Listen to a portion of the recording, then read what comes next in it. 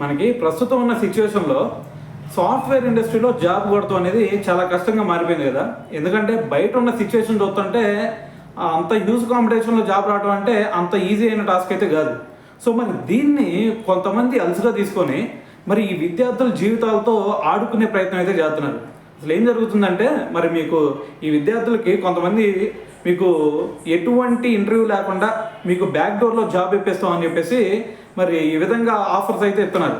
So దీంట్లో భాగంగా వాళ్ళు ఏం చేస్తున్నారు, అరే బయటికి వెళ్తేనేమో అసలు జాబులు రాని సిచ్యువేషన్, కాంపిటీషన్ చూస్తుంటేనేమో చాలా దారుణంగా ఉంది, వస్తే వచ్చి పోతే పోయినాయి, 2 లక్షలు కట్టేద్దాం, సో దాని తర్వాత చూసుకుందాం, లోపలికి వెళ్తే ముందు దాని తర్వాత ఆటోమేటిక్గా లైఫ్ అదే ఫ్లోట్ అయిపోతూ ఉండిద్ది అని చెప్పేసి వాళ్ళు ఏం చేస్తున్నారు, 1,50,000 2 లక్షలు ఏడా అప్పు తీసుకొచ్చి వాళ్ళు కడతారు.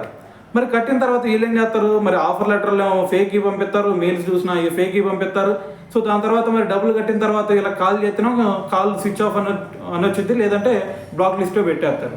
సో మరి ఇటువంటి సిచ్యువేషన్ మనకి ఇప్పుడు ఒకటి వెలుగులోకి వచ్చిందనమాట.